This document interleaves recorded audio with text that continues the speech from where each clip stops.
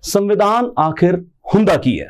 ਸੋ ਆਪਾਂ ਜਾਣਦੇ ਹਾਂ ਕਿ ਜਿੰਨੇ ਵੀ ਮਾਡਰਨ ਡੇ ਸਟੇਟਸ ਨੇ, ਜਿੰਨੇ ਵੀ ਮੁਲਕ ਨੇ, ਉਹ ਕਿਸੇ ਨਾ ਕਿਸੇ ਇੱਕ ਡਾਕੂਮੈਂਟ ਤੋਂ ਡਰਿਵਨ ਨੇ ਜਿਹਨੂੰ ਕਨਸਟੀਟਿਊਸ਼ਨ ਕਿਹਾ ਜਾਂਦਾ ਹੈ। ਸੋ ਜੇ ਆਪਾਂ ਡੈਫੀਨੇਸ਼ਨ ਦੀ ਗੱਲ ਕਰੀਏ ਜਾਂ ਫਿਰ ਜੇ ਤੁਹਾਨੂੰ ਐਗਜ਼ਾਮ 'ਚ ਇਹ ਸਵਾਲ ਆਊਗਾ ਕਿ ਕਨਸਟੀਟਿਊਸ਼ਨ ਬਾਰੇ ਕੀ ਫੈਕਟ ਟਰੂ ਨੇ, so it will be the highest law of land. ਕਿਸੇ ਵੀ ਮੁਲਕ ਜੋ ਸਭ ਤੋਂ ਉੱਤੇ ਦਰਜੇ ਦਾ, ਸਭ ਤੋਂ ਉੱਚੇ ਦਰਜੇ ਦਾ ਕਾਨੂੰਨ ਹੁੰਦਾ ਹੈ, ਉਹ ਸੰਵਿਧਾਨ ਹੁੰਦਾ ਹੈ। ਦੈਨ ਜਿੰਨੇ ਵੀ ਆਰਗਨ ਆਫ ਦ ਸਟੇਟ ਨੇ, ਜਿਵੇਂ ਕਿ ਲੈਜਿਸਲੇਚਰ ਹੈ, ਜਿਵੇਂ ਕਿ ਐਗਜ਼ੀਕਿਊਟਿਵ ਹੈ ਜਾਂ ਫਿਰ ਜੁਡੀਸ਼ਰੀ ਹੈ, so these are the 3 principal organ of the state, legislature, executive ਤੇ ਜੁਡੀਸ਼ਰੀ। ਇਹ ਆਪ ਦੀ ਪਾਵਰ ਕਨਸਟੀਟਿਊਸ਼ਨ ਦੇ ਵਿੱਚੋਂ ਹੀ ਡਰਾਈਵ ਕਰਦੇ ਨੇ। ਇਸ ਦਾ ਮਤਲਬ ਕਨਸਟੀਟਿਊਸ਼ਨ ਦੇ ਵਿੱਚ ਜਿੰਨੀ ਪਾਵਰਸ ਦਿੱਤੀਆਂ ਗਈਆਂ ਨੇ, ਉਨਾ ਹੀ ਇਸਤੇਮਾਲ ਇਹ 3 ਬਾਡੀਜ਼ ਕਰ ਸਕਦੀਆਂ ਨੇ। ਨਾਲ ਹੀ ਕਿਸੇ ਵੀ ਕਾਨੂੰਨ ਨੂੰ ਜੋ ਪਾਰਲੀਮੈਂਟ ਪਾਸ ਕਰਦੀ ਹੈ ਜਾਂ ਸਟੇਟ ਲੈਜਿਸਲੇਚਰ ਪਾਸ ਕਰਦਾ ਹੈ, ਉਸ ਕਾਨੂੰਨ ਨੂੰ ਲੀਗਲੀ ਵੈਲਿਡ ਹੋਣ ਲਈ, ਕਾਨੂੰਨੀ ਤੌਰ ਤੇ ਲਾਗੂ ਹੋਣ ਲਈ ਕਨਸਟੀਟਿਊਸ਼ਨ ਨੂੰ ਕਨਫਰ ਕਰਨਾ ਪੈਣਾ ਹੈ, ਕਨਸਟੀਟਿਊਸ਼ਨ ਦੇ ਦਾਇਰੇ ਵਿੱਚ ਹੋਣਾ ਪੈਣਾ ਹੈ। ਕਿਉਂਕਿ ਕੋਈ ਵੀ ਕਾਨੂੰਨ ਜਿਹੜਾ ਕਨਸਟੀਟਿਊਸ਼ਨ ਦੀ ਉਲੰਘਣਾ ਕਰਦਾ ਹੈ, ਸੰਵਿਧਾਨ ਦੀ ਉਲੰਘਣਾ ਕਰਦਾ ਹੈ, ਉਹਨੂੰ ਮੁਲਕ ਦੇ ਵਿੱਚ ਨਹੀਂ ਲਾਗੂ ਹੋਣ ਦਿੱਤਾ ਜਾਊਗਾ। Then it is also a document of people's faith and aspiration। ਹੁਣ ਆਪਾਂ ਦੂਜੀ ਚੀਜ਼ ਵੱਲ ਵਧਦੇ ਹਾਂ। ਸੋ 3 ਪੁਆਇੰਟ ਜ਼ਰੂਰ ਯਾਦ ਰੱਖਣੇ ਪਹਿਲੇ ਵਾਲੇ ਕਿ ਸਾਰੇ ਕਾਨੂੰਨ ਕਨਸਟੀਟਿਊਸ਼ਨ ਤੋਂ ਹੀ ਇਨਸਪਾਇਰ ਹੁੰਦੇ ਨੇ, ਉਹਦੇ ਦਾਇਰੇ 'ਚ ਰਹਿਣਗੇ, ਉਹਦੀ ਉਲੰਘਣਾ ਨਹੀਂ ਕਰਨਗੇ। ਇਸ ਤੋਂ ਇਲਾਵਾ ਜਿੰਨੇ ਵੀ ਆਰਗਨ ਆਫ ਦਾ ਸਟੇਟ ਹੈ, ਭਾਵੇਂ PM ਹੈ, CM ਹੈ, ਇਹ ਸਾਰੇ ਆਪ ਦੀ ਪਾਵਰਸ ਕਨਸਟੀਟਿਊਸ਼ਨ ਤੋਂ ਲੈਂਦੇ ਨੇ ਤੇ ਹਾਈਐਸਟ ਲਾਅ ਆਫ ਲੈਂਡ ਹੁੰਦਾ। ਬਟ ਕੀ ਸਿਰਫ ਇੱਕ ਕਾਨੂੰਨੀ ਡਾਕੂਮੈਂਟ ਹੈ ਕਨਸਟੀਟਿਊਸ਼ਨ? ਥੋੜਾ ਕਨਸੈਪਟ ਵੱਲ ਵਧਦੇ ਹਾਂ, ਕਿਉਂਕਿ ਆਪਾਂ ਨੂੰ ਸਿਵਿਕਸ ਪੋਰਸ਼ਨ ਹੈ ਤਾਂ ਕਨਸੈਪਟ ਕਲੈਰਿਟੀ ਵੀ ਹੋਣਾ ਲਾਜ਼ਮੀ ਹੈ, ਉਸ ਤੇ ਵੀ ਸਵਾਲ ਆ ਸਕਦਾ।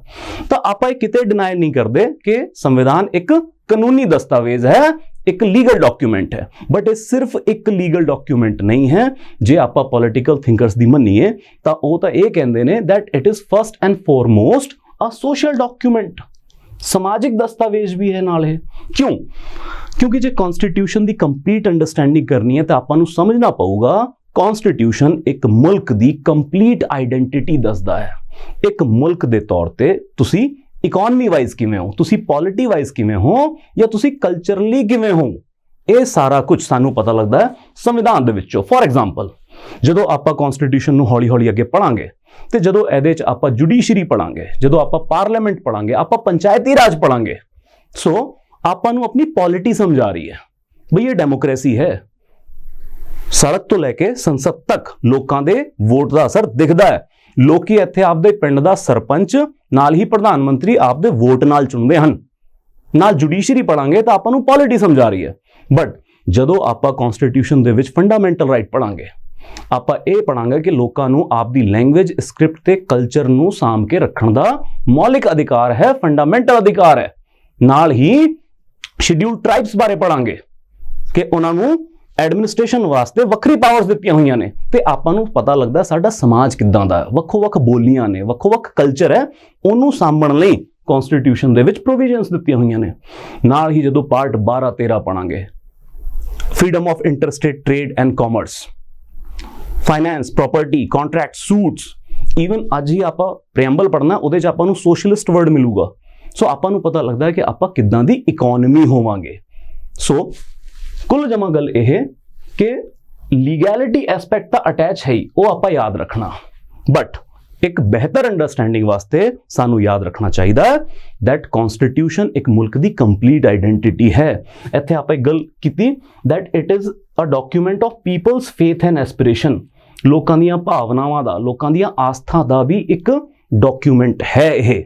ਲੋਕੀ ਕੀ ਉਮੀਦਾਂ ਰੱਖਦੇ ਨੇ ਮੁਲਕ ਤੋਂ ਜਾਂ ਸਰਕਾਰ ਤੋਂ, ਉਹਦਾ ਵੀ ਡਾਕੂਮੈਂਟ ਹੈ। ਕਿੱਦਾਂ ਇਹ ਡਾਕੂਮੈਂਟ ਹੈ? ਜਦੋਂ ਆਪਾਂ ਫੰਡਾਮੈਂਟਲ ਰਾਈਟ ਦੇ ਵਿੱਚ ਇਕੁਐਲਿਟੀ ਪੜ੍ਹੀਏ, freedom of speech and expression ਪੜ੍ਹੀਏ, ਰਿਲੀਜੀਅਸ ਫ੍ਰੀडम ਪੜ੍ਹੀਏ ਤੇ ਆਪਾਂ ਨੂੰ ਪਤਾ ਲੱਗਦਾ ਬਈ ਜੰਗੇ ਆਜ਼ਾਦੀ ਦੇ ਦੌਰਾਨ, ਇੰਡੀਅਨ ਨੈਸ਼ਨਲ ਫ੍ਰੀडम ਮੂਵਮੈਂਟ ਦੇ ਦੌਰਾਨ ਲੋਕਾਂ ਦੀ ਇਹ ਐਸਪੀਰੇਸ਼ਨ ਸੀਗੀਆਂ, ਉਮੀਦਾਂ ਸੀਗੀਆਂ ਕਿ ਜਦੋਂ ਆਜ਼ਾਦ ਮੁਲਕ ਹੋਊਗਾ ਤੇ ਸਾਡੇ ਇਹ ਸਾਰੇ ਰਾਈਟ ਸਾਨੂੰ ਸਿਕਿਉਰ ਹੋ ਕੇ ਮਿਲਣਗੇ ਜੋ ਕਲੋਨੀਅਲ ਰੂਲ ਦੇ ਵਿੱਚ, ਅੰਗਰੇਜ਼ਾਂ ਦੇ ਰੂਲ ਦੇ ਵਿੱਚ ਸਾਨੂੰ ਨਹੀਂ ਸੀ ਮਿਲ ਰਹੇ। So this is about the constitution. ਹੁਣ ਆਪਾਂ ਗੱਲ ਕਰਦੇ ਹਾਂ ਕਿ ਕਨਸਟੀਟਿਊਸ਼ਨ ਤਾਂ ਸਮਝ ਆ ਗਿਆ ਕਿ ਕੀ ਚੀਜ਼ ਹੁੰਦੀ ਹੈ, ਸਾਨੂੰ ਬੇਸਿਕ ਲੀਗਲ ਤੋਂ ਲੈ ਕੇ ਐਡਵਾਂਸ ਉਹਦੇ ਸੋਸ਼ਲ ਐਸਪੈਕਟ ਤੱਕ ਵੀ ਪਤਾ ਲੱਗ ਗਈਆਂ ਚੀਜ਼ਾਂ। ਬਟ ਸਾਡਾ ਸੰਵਿਧਾਨ ਆਖਿਰ ਬਣਾਇਆ ਕਿੰਨੇ? ਸੋ ਸਾਡੇ ਸੰਵਿਧਾਨ ਦੀ ਮੇਕਿੰਗ ਨੂੰ ਅੰਡਰਸਟੈਂਡਿੰਗ ਬਣਾਉਣੇ ਆ that ਕੁਝ ਫੈਕਟਸ ਜੋ ਤੁਸੀਂ ਯਾਦ ਰੱਖਣੇ ਆ ਸਭ ਤੋਂ ਪਹਿਲਾਂ ਆਫੀਸ਼ੀਅਲੀ ਜੇ ਕਿਸੇ ਨੇ ਸੰਵਿਧਾਨ ਦੀ ਡਿਮਾਂਡ ਕੀਤੀ ਸੀ और ये अंग्रेजों का वेला बेसिकली कि साडे कोले एक अपना संविधान होना चाहिए। So there was a socialist M N. Roy, Manvendra Nath Roy मेरे हम नाम। सो इन्होंने 1934 ਦੇ ਵਿੱਚ एक ਐਵੇਂ ਦੀ ऑफिशियल डिमांड रखी ਸੀਗੀ। 1935 ਇਹ ਬੜੀ ਇੱਕ इंपॉर्टेंट चीज़ है, ਤੁਹਾਨੂੰ हिस्ट्री 'ਚ भी ਪੁੱਛ ਸਕਦੇ ਨੇ कि इंडियन नैशनल कांग्रेस ने कदों ऑफिशियली ਇਹ डिमांड रखी कि ਅਸੀਂ ਆਪ ਦਾ ਸੰਵਿਧਾਨ ਬਣਾਵਾਂਗੇ, ਸਾਨੂੰ ਚਾਹੀਦਾ। सो 1935 ਦੇ ਸੈਸ਼ਨ ਦੇ ਵਿੱਚ ਕਾਂਗਰਸ ਨੇ ऑफिशियली ਇਹ डिमांड रखी। देन ब्रिटिश गवर्नमेंट ने पहली बारी कदों एक्सेप्ट किया कि हाँ हिंदुस्तान का संविधान होना चाहिए, इंडिया का संविधान होना चाहिए। So that was in 1940। एक अगस्त ऑफर करके तुसी हिस्ट्री मूवमेंट पढ़ोगे। अगस्त ऑफर जे मैं देसी गल करा तो यह सीगा कि अंग्रेजों ने कहा कि ठीक है तुहानू आज़ादी दे देंगे, ठीक है जी। तो अगस्त ऑफर दे विच बेसिकली ये सीगा कि कुछ शर्तां मन लई सीगियां इंडियन पॉलिटिशियंस दी, या फिर जो साडे लोकी जंगे आज़ादी के दौरान आज़ादी मंग रहे सीगे, उहदे चों एक मंग मन ली सीगी कि ओके तुहाडा आप दा संविधान होऊगा। बट ये सब तो बैकग्राउंड है। सो टेंजिबल इफेक्ट कदों आया, कदों वाकई संविधान बनने की प्रक्रिया का आप एक मूलभूत पहला पड़ाव मन सकते हैं, दैट वाज कैबिनेट मिशन।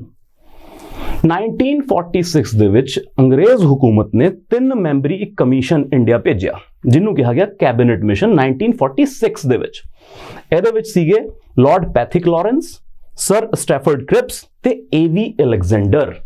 और इस मिशन, ये जो कैबिनेट मिशन ना दी 3 ਮੈਂਬਰੀ कमीशन आया सीगा, ਇਹਦਾ मेन मंतव ही ये सीगा कि इंडिया ਦੇ ਵਿੱਚ जाके डिफरेंट पॉलिटिकल पार्टीज नाल रल के, लोकां दे आगुआं नाल रल के गलबात करके एक स्कीम करो, एक फॉर्मूला तैयार करो कि कॉन्स्टिट्यूशन लिखण वास्ते बॉडी किद्दां बननी चाहिए है, संविधान सभा कॉन्स्टिट्यूएंट असैंबली किद्दां दी होनी चाहिए है।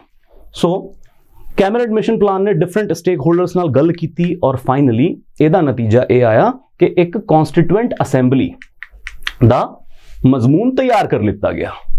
सो कॉन्स्टिट्यूएंट असैंबली वास्ते सजेशन दिता गया कि टोटल 389 मैंबरस होणगे। इहदे विच 389 मैंबरस दी एक संविधान सभा बनूगी जिहदे विच 296 मैंबरस जिहड़े आणगे वो आणगे प्रोविंशियल असैंबलीज दे विचों इनडायरैक्ट इलैक्ट होके, ते 93 आणगे नॉमिनेट होके प्रिंसली स्टेट्स तो।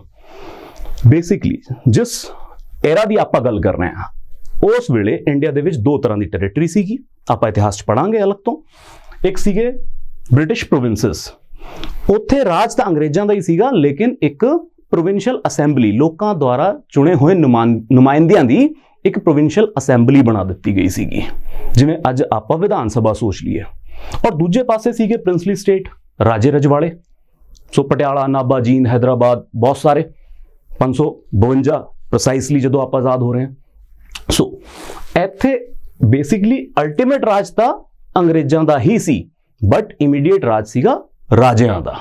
सो अंग्रेज राजियां दे थ्रू राज कर रहे सीगे। सो प्रिंसली स्टेट दे विचों कहा गया कि इत्थे इलैक्शन भी नहीं होगी, इत्थे बेसिकली नॉमिनेट होगा, राजा जिन्नू कह दूगा ओदा नुमाइंदा बन के कोई व्यक्ति कॉन्स्टिट्यूएंट असैंबली दे विच उस प्रिंसली स्टेट नू रिप्रेजेंट करूगा। तो राजा साहब कह देंगे तू मेरी भूआ दा मुंडा 8वीं पढ़िया, तू जा मैनू रिप्रेजेंट कर। बट एदे उलट जे प्रिंसली स्टेट्स तो अलग आपां ब्रिटिश प्रोविंसेस की गल करिए तो इत्थे प्रोविंशियल असैंबली सीगियां, तो इत्थों जिहड़े मैंबर आने सीगे ब्रिटिश प्रोविंसेस दे विचों, ओह जो प्रोविंशियल असैंबली दे मैंबर सीगे उन्हां ने चुन के भेजने सीगे। सो इत्थे हुई indirect election. So conclusion is this that constituent assembly was a partially elected, partially nominated body. Complete elected नहीं सी ये बॉडी, लोकां तो वोट नहीं कराए गए कॉन्स्टिट्यूएंट असैंबली नू चुनन खातर, और ये एक क्रिटिसिज्म भी है। फाइनली इस ते सारे ही लीडर्स की सहमति बनती है, अंग्रेज सरकार की भी सहमति बनती है, तो साडा काम शुरू होता है। Very important date which you have to remember, 9 दिसंबर 1946 इस दिन संविधान सभा की पहली मीटिंग हुई। और 9 दिसंबर 1946 क्योंकि हजे 15 अगस्त नहीं आया है, जी हाँ मैं सही कह रहा, हजे भारत आज़ाद नहीं होया, उस तो पहले ही संविधान लिखण की प्रक्रिया शुरू हो चुकी सी। सो पहली मीटिंग होंदी है सेम दिल्ली का सेंट्रल हॉल, जो पार्लीमेंट के सेंट्रल हॉल है, उत्थे ही मीटिंग होंदी है। डॉक्टर सच्चिदानंद सिन्हा नूं पहला प्रेजिडेंट सर्वसम्मति नाल चुन लिया गया। देखो डेमोक्रेटिक बॉडी का एक रूल हुंदा, फ्रेंच ट्रेडिशन है कि बिना किसी प्रिसाइडिंग ऑफिसर तो एक काम नहीं करती। ਸੋ ਪਹਿਲੇ ਸਰਵਸੰਮਤੀ ਨਾਲ ਚੁਣੇ ਗਏ ਡਾਕਟਰ ਸਚਿਦਾਨੰਦ ਸਿਨਹਾ, ਲੇਕਿਨ 2 ਦਿਨਾਂ ਬਾਅਦ 11 ਦਸੰਬਰ ਨੂੰ ਹੀ ਸਭ ਲੋਕਾਂ ਨੇ, ਇਹਦੇ ਮੈਂਬਰਸ ਨੇ ਵੋਟਾਂ ਪਾ ਕੇ ਚੁਣ ਲਿਆ ਡਾਕਟਰ ਰਾਜੇਂਦਰ ਪ੍ਰਸਾਦ ਨੂੰ ਪ੍ਰੈਜ਼ੀਡੈਂਟ ਵਜੋਂ। ਸੋ ਫਸਟ ਇਲੈਕਟਡ ਪ੍ਰੈਜ਼ੀਡੈਂਟ ਵਾਸ ਡਾਕਟਰ ਰਾਜੇਂਦਰ ਪ੍ਰਸਾਦ, ਔਰ ਜਦੋਂ ਤੱਕ ਇਹ ਕਨਸਟੀਟਿਊਐਂਟ ਅਸੈਂਬਲੀ ਕੰਮ ਕਰੂਗੀ ਡਾਕਟਰ ਰਾਜੇਂਦਰ ਪ੍ਰਸਾਦ ਹੀ ਇਹਦੇ ਪ੍ਰੈਜ਼ੀਡੈਂਟ ਰਹਿਣਗੇ। ਅੱਛਾ, ਮੈਂ ਇੱਥੇ ਕਲੀਅਰ ਕਰਦਾ, ਇਹ ਜਿਹੜਾ 11 ਦਸੰਬਰ ਨੂੰ ਚੁਣੇ ਜਾ ਰਹੇ ਨੇ ਡਾਕਟਰ ਰਾਜੇਂਦਰ ਪ੍ਰਸਾਦ, ਇਹ ਭਾਰਤ ਦੇ ਰਾਸ਼ਟਰਪਤੀ ਵਜੋਂ ਨਹੀਂ, ਇਹ ਕਨਸਟੀਟਿਊਐਂਟ ਅਸੈਂਬਲੀ ਦੇ ਪ੍ਰੈਜ਼ੀਡੈਂਟ ਵਜੋਂ ਚੁਣੇ ਜਾ ਰਹੇ ਨੇ। ਭਾਰਤ ਦੇ ਰਾਸ਼ਟਰਪਤੀ ਵਜੋਂ ਇਹ ਬਾਅਦ ਚ ਚੁਣੇ ਜਾਣਗੇ। ਦੈਨ 13 ਦਸੰਬਰ 1946 ਨੂੰ ਪੇਸ਼ ਕੀਤਾ ਗਿਆ ਕਨਸਟੀਟਿਊਐਂਟ ਅਸੈਂਬਲੀ ਦੇ ਵਿੱਚ AIIMS and objective resolution. Pandit Jawahar Lal Nehru ji ਨੇ ਇਹ ਪੇਸ਼ ਕੀਤਾ। ਸੋ ਕੀ ਸੀਗਾ ਕਿ ਸੰਵਿਧਾਨ ਲਿਖਣ ਤੋਂ ਪਹਿਲਾਂ ਏਮਸ ਐਂਡ ਆਬਜੈਕਟਿਵ ਰੈਜ਼ੋਲੂਸ਼ਨ, ਕਿ ਜੋ ਸੰਵਿਧਾਨ ਆਪਾਂ ਲਿਖਣ ਜਾ ਰਹੇ ਹਾਂ ਇਹਦੇ ਏਮਸ ਐਂਡ ਆਬਜੈਕਟਿਵ ਕੀ ਹੋਣੇ ਚਾਹੀਦੇ ਨੇ, ਕੀ ਟੀਚੇ ਹੋਣੇ ਚਾਹੀਦੇ ਨੇ ਜੋ ਆਪਾਂ ਇਸ ਸੰਵਿਧਾਨ ਰਾਹੀਂ ਅਚੀਵ ਕਰਾਂਗੇ। So this is a very important document, ਔਰ ਪ੍ਰੈਂਬਲ ਦੇ ਵਿੱਚ ਆਪਾਂ ਫਿਰ ਰਿਲੇਟ ਕਰਕੇ ਇਹਦੀ ਇੰਪੋਰਟੈਂਸ ਨੂੰ ਔਰ ਸਮਝਾਂਗੇ। ਲੇਕਿਨ ਇਸ ਤੋਂ ਪਹਿਲਾਂ ਕਿ ਕੰਮ ਔਰ ਅੱਗੇ ਵੱਧਦਾ, ਇੱਕ ਕਾਲਾ ਦਿਨ ਹਿੰਦੁਸਤਾਨ ਦੇ ਇਤਿਹਾਸ ਦੇ ਵਿੱਚ ਦਰਜ ਹੋ ਗਿਆ। 3 ਜੂਨ 1947 Mountbatten plan was announced, partition of India was announced. ਇਹਦਾ ਮਤਲਬ 3 ਜੂਨ 1947 ਤੋਂ ਪਹਿਲਾਂ ਪਾਕਿਸਤਾਨ ਦੀ ਡਿਮਾਂਡ ਜ਼ਰੂਰ ਸੀ, ਲੇਕਿਨ ਉਹਨੂੰ ਕਾਨੂੰਨੀ ਤੌਰ ਤੇ ਮੰਨਿਆ ਨਹੀਂ ਗਿਆ ਸੀਗਾ। ਔਰ ਇਹ ਜਿਹੜੀ ਕਨਸਟੀਟਿਊਐਂਟ ਅਸੈਂਬਲੀ ਬਣੀ ਸੀਗੀ, ਬੈਠੀ ਸੀ ਸੰਵਿਧਾਨ ਬਣਾਉਣ ਨੂੰ, ਇਹ ਹਿੰਦੁਸਤਾਨ ਦਾ ਸੰਵਿਧਾਨ ਬਣਾਉਣ ਨੂੰ ਬੈਠੀ ਸੀਗੀ, ਮਤਲਬ ਕਿ ਅਨਡਿਵਾਈਡਡ ਇੰਡੀਆ।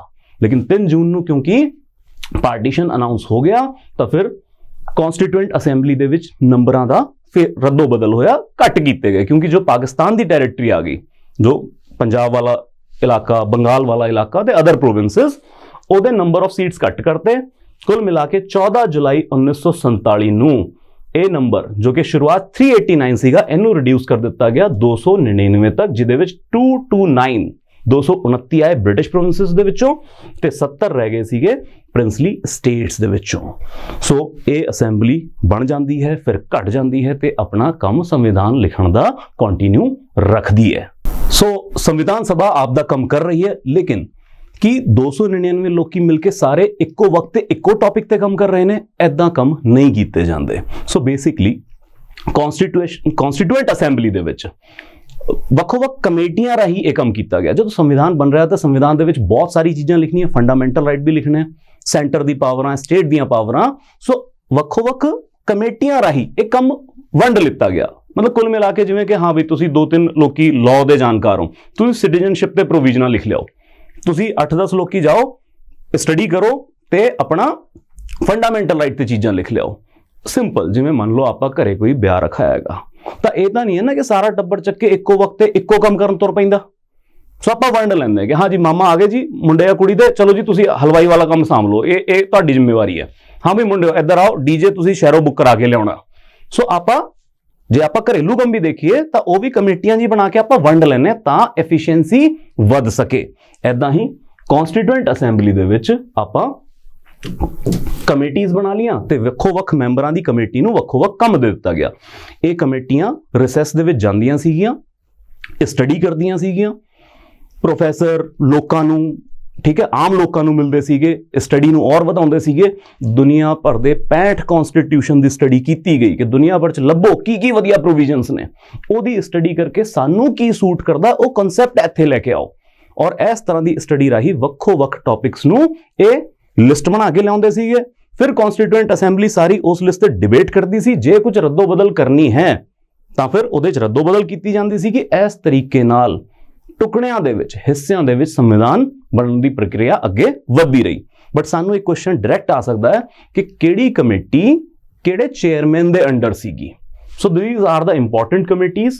ਪਹਿਲੀ 3 ਨਹਿਰੂ ਜੀ ਦੇ ਨਾਂ ਤੋਂ ਆਪਾਂ ਯਾਦ ਕਰਨੀ ਹੈ, that union power committee, centre दी power, then union constitution committee ते स्टेट्स कमेटी। ये 3 डायरेक्टली पंडित जवाहर लाल नेहरू जी दे अंडर सीगी। then there was very important committee, एक सीगी प्रोविंशियल कॉन्स्टिट्यूशन कमेटी ते दूजी सीगी more importantly advisory committee on fundamental rights minority and tribals. ये 2 कमेटी सीगी सरदार वल्लभ भाई पटेल जी दे अंडर। then ड्राफ्टिंग कमेटी, एक बहुत इंपॉर्टेंट कमेटी बनाई गई सीगी डॉक्टर ਭੀਮਰਾਓ ਅੰਬੇਡਕਰ ਜੀ ਦੇ under. Then there was a committee of rules of procedure committee ਤੇ ਸਟੀਅਰਿੰਗ ਕਮੇਟੀ ਇਹ ਸੀਗੀ ਡਾਕਟਰ ਰਾਜੇਂਦਰ ਪ੍ਰਸਾਦ ਜੀ ਦੇ ਅੰਡਰ।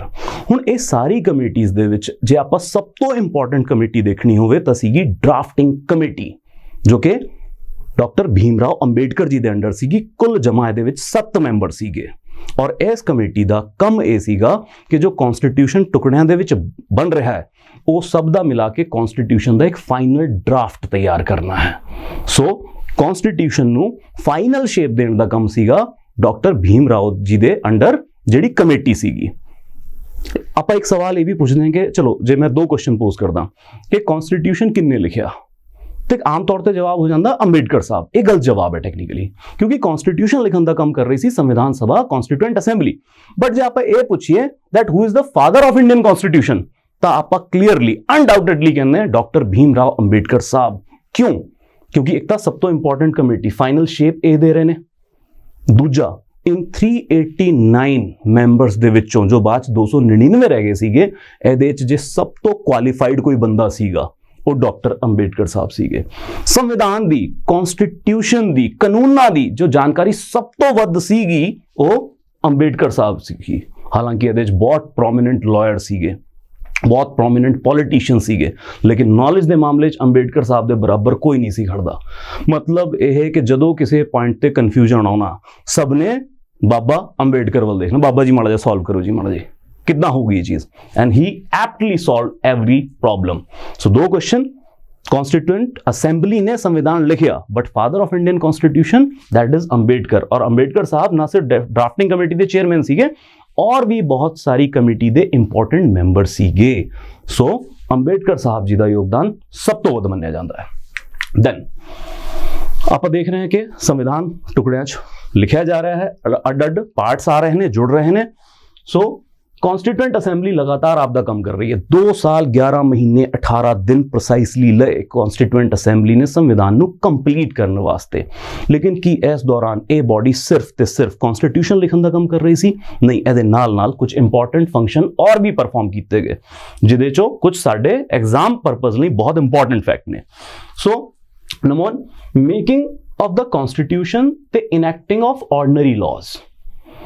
जदों 1946 तो काम शुरू होया, फिर 15 अगस्त 1947 आ गई, आप आज़ाद हो गए, अंग्रेज चले गए, उस तो बाद 1949 तक संविधान लिखा जा रहा है। लेकिन इस दौरान इंडिया दे विच पार्लीमेंट दे इलैक्शन नहीं सी होए। सो यही कॉन्स्टिट्यूएंट असैंबली इंडिया दी पार्लीमेंट वजों भी काम करती सी। मतलब साल दे कुछ दिन कॉन्स्टिट्यूएंट असैंबली वाला काम करना है, फिर ओनू ब्रेक दे के पार्लीमेंट वाला काम करना है, ऑर्डनरी लॉज बनाने ने। So this was also acting as parliament of India, parliament वजों भी कम चल रहा है। Then this body also ratified the membership of Commonwealth in May 1949। Basically एक बॉडी बनाती सी बहुत सारे मुल्कों का। अंग्रेजा ने कहा जिथे जिथे आप राज किया उन्होंने मुल्कों को आप आज़ाद तक करता, लेकिन यदि तरक्की की जिम्मेवारी असी पार्टिसिपेट करांगे, असी अजे भी जिम्मेवार हैं तुहाडी तरक्की वास्ते। तो सारे मुल्कों का एक ग्रुप बना लिया जिन्होंने कहा गया कॉमनवेल्थ नेशनस। कॉमनवेल्थ गेम्स तुहानूं याद होणगे। सो उहदे विच ਉਹੀ मुल्क पार्टिसिपेट करते हैं जो इतिहास के किसी दौर के अंग्रेजों के गुलाम रहे सीगे। ਇਹਦੀ मैंबरशिप जो इंडिया ਨੂੰ ऑफर की गई और इत्थे पार्लीमेंट है नहीं, पार्लीमेंट वजों कॉन्स्टिट्यूएंट असैंबली ही काम कर रही है, तो ऐसे कॉन्स्टिट्यूएंट असैंबली ने कॉमनवेल्थ नेशन की मैंबरशिप ਨੂੰ भी रेटिफाई किया, एक्सेप्ट किया। दैन 2 इंपॉर्टेंट आ स्लाइड चो आ 2 तो रट्टे मार लेने, याद कर लेना, इससे क्वेश्चन आने के बहुत ज़्यादा चांसेस ने। पहला adoption of the national flag, और कदों अडॉप्ट किया गया? 22 जुलाई 1947 ਨੂੰ। 22 जुलाई 1947 ਨੂੰ नेशनल फ्लैग अडॉप्ट किया कि आही तिरंगा साडा झंडा होगा। ये भी कॉन्स्टिट्यूएंट असैंबली ने ही डिसाइड किया। और इस तो अलावा 26 जनवरी 1950 तो ठीक 2 दिन पहला 24 जनवरी 1950 ਨੂੰ ਸਾਡਾ ਨੈਸ਼ਨਲ ਐਂਥਮ ਤੇ ਨੈਸ਼ਨਲ ਸੌਂਗ ਇਹ ਵੀ ਕਨਸਟੀਟਿਊਐਂਟ ਅਸੈਂਬਲੀ ਨੇ ਹੀ ਅਡਾਪਟ ਕੀਤਾ ਸੀਗਾ। ਨਾਓ ਯੂਅਰ ਹੋਮਵਰਕ ਕਿ ਨੈਸ਼ਨਲ ਐਂਥਮ ਕਿਹੜਾ ਹੈ ਤੇ ਨੈਸ਼ਨਲ ਸੌਂਗ ਕਿਹੜਾ ਹੈ, ਇਹ ਤੁਸੀਂ डिसाइड करनागा, याद करनागा। दैन राजेंद्र प्रसाद जी ਨੂੰ भी जो भारत के राष्ट्रपति वजों चुनिया वो ऐसे कॉन्स्टिट्यूएंट असैंबली ने ही बाद च चुनिया सीगा। Then finally as we discussed that 26 नवंबर 1949 ਨੂੰ ਸਾਡਾ ਸੰਵਿਧਾਨ ਕੰਪਲੀਟ ਕਰ ਦਿੱਤਾ ਗਿਆ ਸੀਗਾ। 395 ਆਰਟੀਕਲ, 22 ਪਾਰਟ ਤੇ 8 ਸ਼ੈਡਿਊਲ, ਲਗਭਗ 3 ਸਾਲ ਦਾ ਸਮਾਂ ਲਾ ਕੇ ਇਸ ਕਨਸਟੀਟਿਊਐਂਟ ਅਸੈਂਬਲੀ ਨੇ ਦੁਨੀਆ ਦਾ ਸਭ ਤੋਂ ਵੱਡਾ ਸੰਵਿਧਾਨ ਲਿਖਿਆ। We are having the lengthiest and the bulkiest constitution, written constitution of the world.